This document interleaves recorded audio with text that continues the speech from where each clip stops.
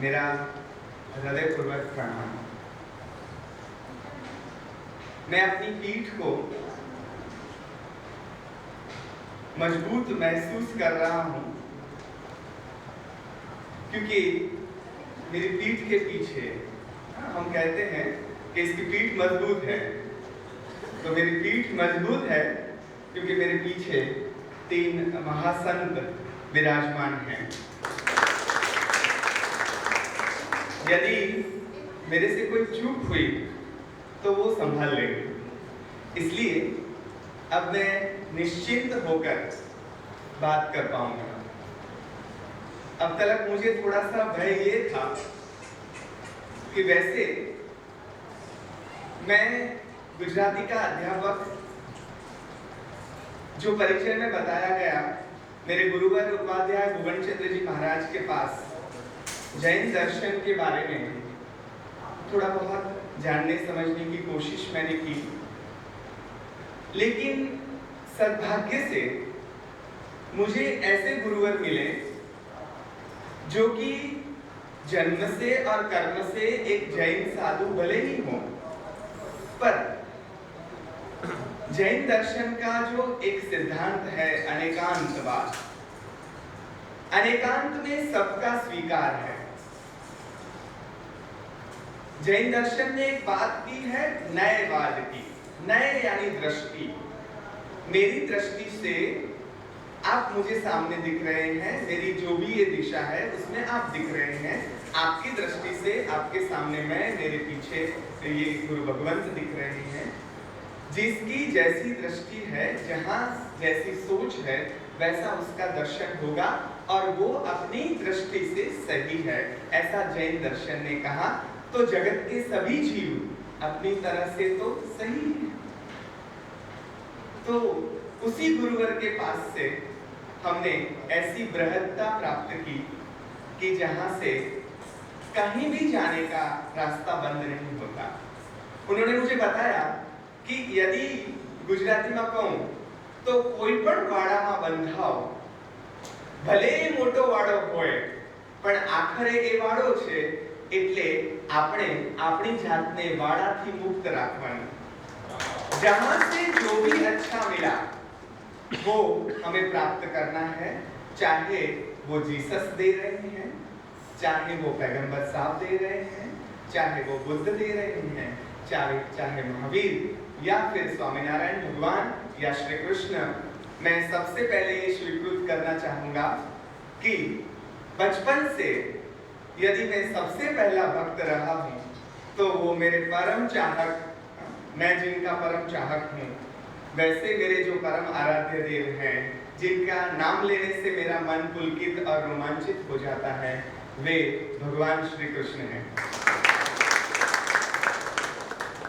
और पता नहीं उनके बारे में जब जब बात करने की होती है तो अंदर से कुछ ऐसी बातें आती हैं जो उनके बारे में महसूस की हुई हैं, और अगर कुछ ऐसा तैसा हुआ तो उस कान्हा के साथ झगड़ा भी कर सकते हैं, उसे कह भी सकते हैं ये तुम संभाल नहीं लोगे तो फिर भगवान किस चीज के कहे जाओगे, उसे ऐसा भी कह सकते हैं। ऐसे मित्रवत जो भगवान हैं, उनके एक स्वरूप सहजानंद स्वामी, आप सोचिए, जिनके नाम में 2 शब्द हैं, सहज और आनंद।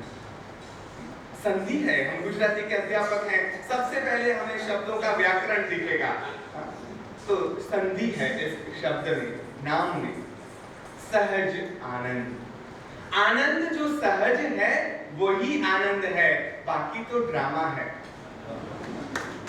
क्योंकि हम देखते हैं पिक्चर वगैरह में, वो हंसते हैं, वो एक नाटक कर रहे हैं, वो they are acting a play, वो सही में नहीं हंस रहे हैं। सहज आनंद वो ऐसे खिलखिलाट हंसना भी नहीं है।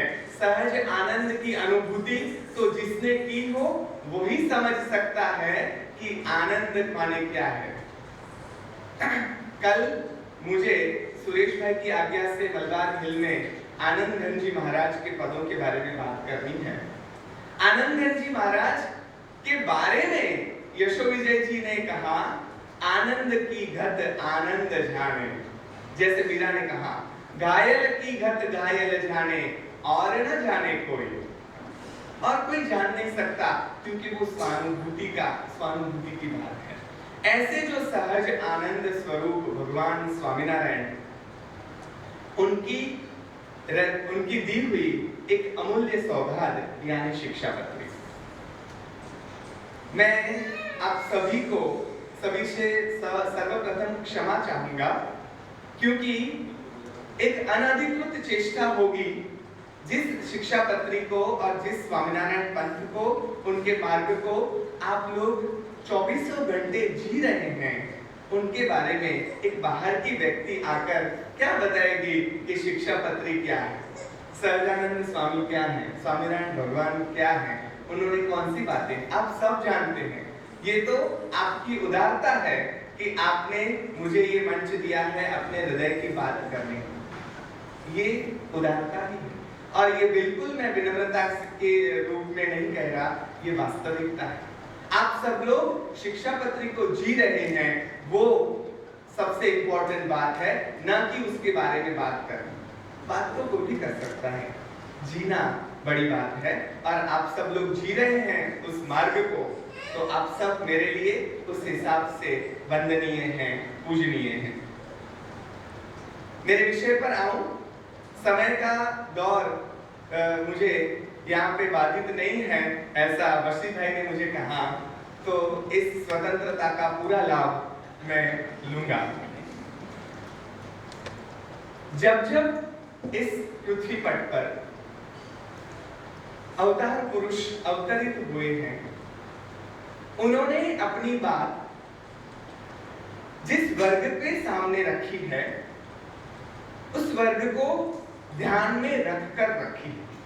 ये स्पष्टता मुझे सबसे पहले कर देनी चाहिए, क्योंकि कृष्ण ने भगवत गीता कही सिर्फ अर्जुन को, मिली हमें सबको। ये बात मुझे आगे करनी थी, लेकिन अभी कर देता हूं। कुछ बातें कहे बिना रही नहीं जाती। कुछ ऐसी घटनाएं बनी जो भूतकाल की बात उन्होंने की, कि भगवत गीता वो मिली अर्जुन के लिए ही, श्री कृष्ण ने उनको बताया, लेकिन सद्भाग्य हमारे देखो कि वो हम सबकी हो गई, हम सभी को मिल गई, आनुषंगिक लाभ हमें मिल गया। वैसे शिक्षापत्री कही गई है स्वामीनारायण संप्रदाय के अनुयायियों, जो भगवान स्वामीनारायण के पंथ पर चल रहे हैं, उन्हें कैसे जीना है, कैसे उठना है, कैसे बैठना है, कैसे कार्य करना है, क्या क्या करना है, क्या क्या नहीं करना है, यही बातें हैं। तो यहाँ पर जीवन सबसे पहले केंद्र में है। अध्यात्म की बातें तो हैं, आगे जाके उन्होंने और कई जगह पे की हैं, लेकिन मुझे बहुत विनम्रता से ये बात बतानी होगी। शिक्षापत्री का अभ्यास करते करते मुझे जो सबसे ज्यादा दिखा, भगवान वो हैं जो जिए हुए जीवन को केंद्र में रखते हैं। हम ज्यादातर क्या करते हैं, आगे के जीवन की, अगले जन्म की, ये करना है, आगे ये जाना है, वो तो है, लेकिन उसके लिए तुम्हारा वर्तमान जीवन कैसा होना चाहिए, ऐसी बातें हर जगह हर धर्म में की गई हैं, लेकिन उसका प्रकार भिन्न भिन्न है। महावीर प्रभु के सामने गौतम स्वामी और 11 गणधर थे। वो गणधर एकदम प्रकांड पांडित्य के स्वामी, तो उनकी जो बातें आई वो ऐसी भाषा में, हाँ फिर भी उन्होंने लोक वाणी में बात की। क्यों? तो कि सामान्य जन समझ पाए। वो संस्कृत में बोल सकते थे, लेकिन उन्होंने तब की जो भाषा थी प्राकृत, उसमें बात की।